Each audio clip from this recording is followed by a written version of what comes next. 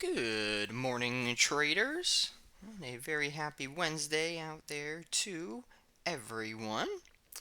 And also want to say good morning and welcome to a few guests that we have on here for today for our open house slash trial, which will be taking place over today and tomorrow. So nice to have you all in here today. And off the bat here, you'll see my screen, or Linda's screen there, on the Zoom module. And at the very top of the screen there, you'll have a View Options tab where you can kind of go in there and select the screen there. So we'll dive into a couple more details on the mechanics and such as the day progresses on, but we kick things off here at 8:15 with a morning overview. We come in and do a top-down type of view, starting things off with the daily charts and then monitoring our intraday 120-minute hourly charts, etc. So, with that said, we might want to also take note we have an 8:30 data point here this morning. It's going to be preliminary GDP for the U.S. alongside with goods trade balance. Those will both be due out at 8:30, so we'll want to take that into account. So we'll start to come into these charts here so we can look at all these items before we get into our morning data points. So here we have our daily chart of the S&Ps. We know yesterday we had ourselves not too shabby of a day. We were able to do some testing. We had closed below the 5 SMA 2 days prior, just a simple 5-period SMA. Yesterday, we did proceed to trade on both sides of the range from Monday, and now overnight, we have ourselves a fairly decent expansion bar taking place in the Globex session. So here with the S&Ps, if we start to scale out our charts here a notch, of course, we have our singular data point that comes in here from the beginning of the month of September. So that'll be outstanding up above. That's 45 and 97.50. So of course that remains untested so far, but would certainly be a good reference point should we start to reach up any further. Outside of that, it took us some time to get on the other side of previous Wednesday's range where we had 45.80 as being the top of the bar from Wednesday's trading, so we were able to get on the other side of that. So, in case we do lighten up at all, that'll be a good point of interest down below. But for now, early morning session, we'll have 45.97, half up above, fairly close to 4,600 as far as the round numbers are concerned. And don't want to get these charts too crowded, but we were speaking about that Wednesday high of 45.80, so we'll have that as a nice reference point in case we loosen up or consolidate at all. That'll be a good point of interest. But for now, we're doing a fairly good job maintaining ourselves above the previous day's high. As we come over here to the hourly charts, these are going to be more of the intraday data. And yes, there is audio here. You can always check next to your mute button there. There will be a little tab list that has audio settings, so you can make sure you're all squared up there. But back to our board here. So here's that same feeling of that 45.80 from previous week's Wednesday high. So we were able to get above it. And then up above, these are data points that come in from a little bit back in the past. So you really have to jump out and, scroll back your data a notch. But with that said, if we come in here and expand our 240-minute view, just to be a notch further, we can see as to where we're coming back up to. Of course, this will be synonymous to the daily feel. It's just a matter that we do have a couple additional reference points along the way up. So we have our 45.90, 45.97 once again as that swing high from SEP 1. So we'll want to take it one step at a time. But for now, on our hourly charts and such, what we don't see is any major signs of loss of momentum or sell divergences. So letting them run their course there as far as the ES goes. So we have that 45.97 half up above, and then we have that 45.80 down below from last week's action. And then moving on along, we also always like to take a look at the DAX future as well for over on the Europe side of things. We as well had our close below the 5 SMA there on Monday's trading. Yesterday, we did proceed to leave a tail. Right, we tested beneath the 5 SMA, but did a fairly nice job of giving counter-reactive lift intraday and did get ourselves a fairly decent close, closed positive on the day. And then, of course, with the advent of our overnight session, this is taking place overnight, we have a superb, range expansion bar, low to high in the case of the DAX. If we look over here on our far left, I wouldn't say it's exactly the same as the ES, but we also have nice reference point here. It wasn't quite front month at the time, but that's that same feeling of that September 1st cycle high that we had. So whilst that remains a little further up for the S&Ps, our DAX has reached up and is doing some work here right around this 16,200 mark, and do like to keep this DAX up here just next to the ES for the early morning session. So we can see this is already panning out, but we're forming a bit of a continuation pattern. So DAX making new Globex highs prior to our opening. So we have to give the DAX some credit, continuing to maintain its ground. And then also another market that perhaps we don't necessarily look at all too much is that of the Dow, more on the narrow based sides of things, but for comparison to that of the DAX or that of our ES,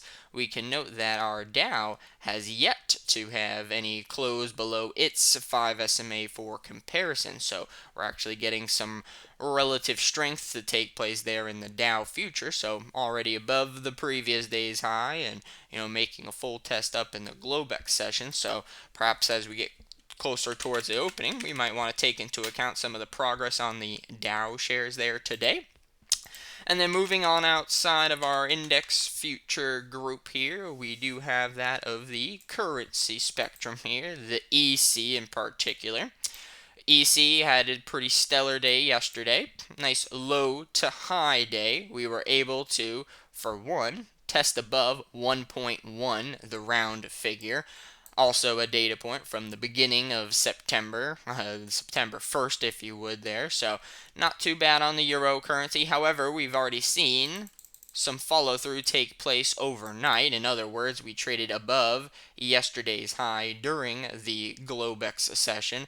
So still 1.1 will be a nice reference point there on that euro currency. And as we come down to the intraday data, this has already been panning out overnight. We were left with some loss of momentum or sell divergences panning out on the hourly charts. However, we can see we've already reverted back to the hourly moving average. And any further down, we have this lovely previous cycle swing high here in the euro currency, which, recall, we took some time and we really started to expand or get some better extension on the breach and taking out of the 1.09750. So good extension. We have had our reversion back to the mean, so do like monitoring this zone here as being a good area of interest there for that of the euro currency.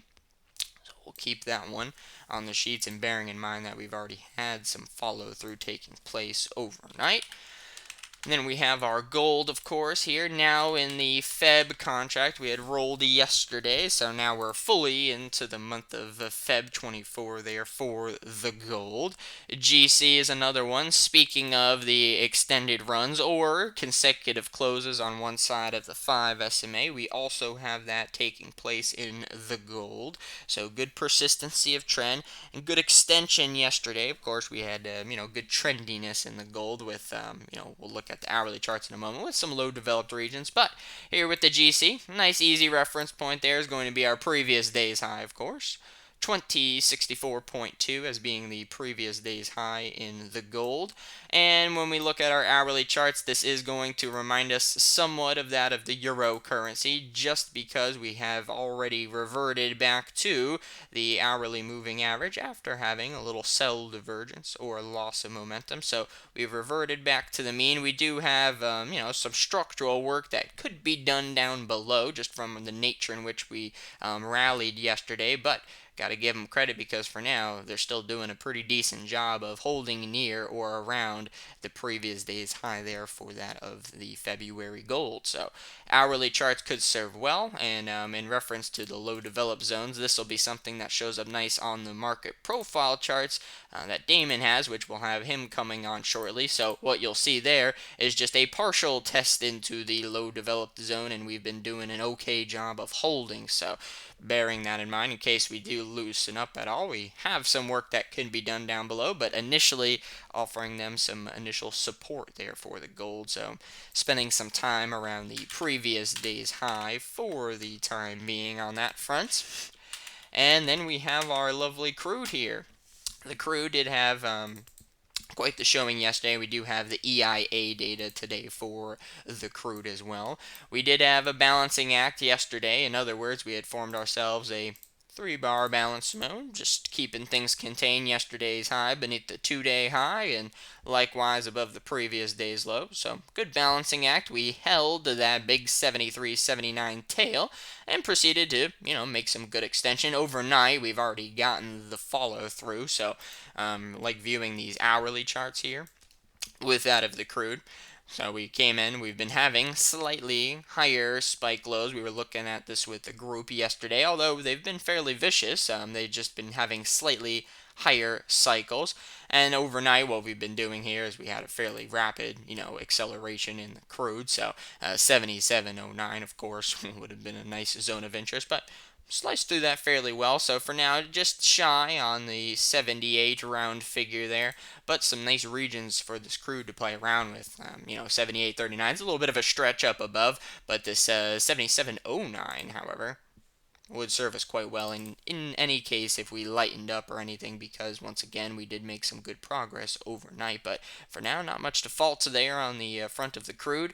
Pretty steady overnight. Came up here, tagged the daily EMA, the 20-period EMA on the daily charts, and proceeding to respect it and hold its ground for the most part. So we'll keep a watch there on the crude today, and once again they do have their data, their EIA data, so we'll make note of that.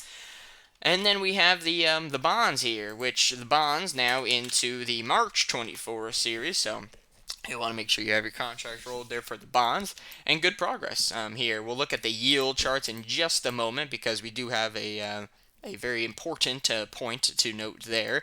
But here on the bond futures, give them our good points here. Let me just get this marked off. Our 116.18 essentially from our previous week's high.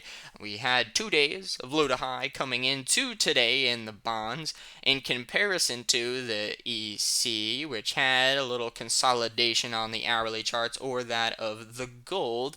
The bonds, for comparison, not giving us that same feeling of sell divergence, but we have been maintaining and holding the hourly moving average there with the bonds. However, even though we have some nice points there on the bond futures, what I really think is interesting, and what we've also been looking at with the group here, is this big, or not big, but this nice seductive gap area on the yields. Recall the 4.5% mark. We got ourselves a little blue circle here. So we just had our opening in the yields. 4.503 was the start of the gap area, and we're coming in on the opening here at 4.490. So just good to note that we are or will be opening inside of a previous gap area basis these 30-year yields.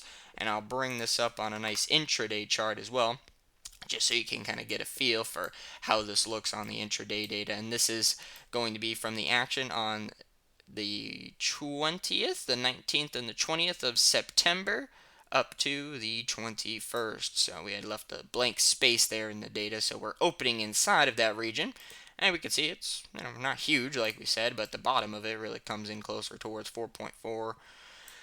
37. So we'll keep a watch there, see what type of movement we get off that 8 a.m. reading there in the case of those bonds. And with that said, now we're going to dial it back. We'll have Damon coming on here shortly in about another 30 minutes with all kinds of nice market profile zones for us to keep an eye on, and then we'll get this GDP figure out of the way, and then we'll come back on and adjust things as needed. But that's more or less what we're left with here for our morning session, our morning overview, if you would. And then said we'll see what our morning GDP figure has carved out for us, and we're going to leave the hourly charts with our points of interest further up above, and then we got our daily chart rates side by side it. So I'm going to dial it back, just quiet it down here for a few minutes so we can all watch the data point, and then we'll hop right back on.